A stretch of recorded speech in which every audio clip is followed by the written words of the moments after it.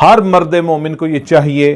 कि 24 घंटों में से कोई एक ऐसा वक्त निकाले और अपने इमाम के साथ दर्द दिल बयान करे। एक मोमिन के लिए ये अच्छी चीज नहीं है, उसको ये ज़ेब नहीं देता कि दिन और रात गुजर जाएं, 24 घंटे गुजर जाएं और अपने वक्त के इमाम को सिर्फ 10 मिनट ना दे सके, बल्कि एक मोमिन को ये चाहिए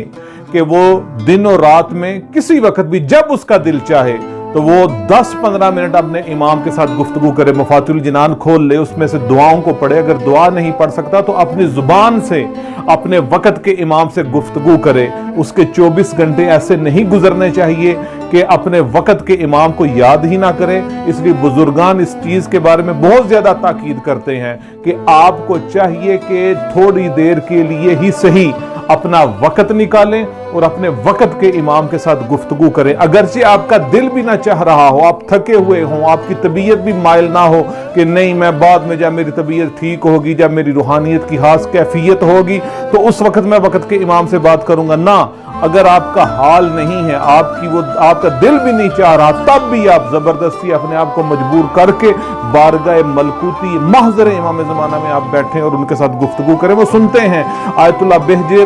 जो कि सैयदुल आरिफीन हैं, वो कहते हैं कि जब इंसान होंठों से बात करता है तो उसके अल्फाज निकलते हैं तो कानों तक पहुंचने के लिए कमतर एक वजब का फासला है। वक़्त का इमाम आपके होंठों से निकले हुए अल्फाज जो कानों तक पहुंचते हैं, थोड़ा सा फासला है, वक़्त का इमाम इससे भी पहले सुन लेता है। और इसके बारे में बाकायदा दलील है कि इमाम नकी अलैहिस्सलातु वस्सलाम जिनका आज यौम शहादत है, उनसे उनके एक सहाबी ने दरियाफ्त किया कि यब्दा रसूलिल्लाह कि मैं आपसे बहुत ज्यादा दूर हूं और मैं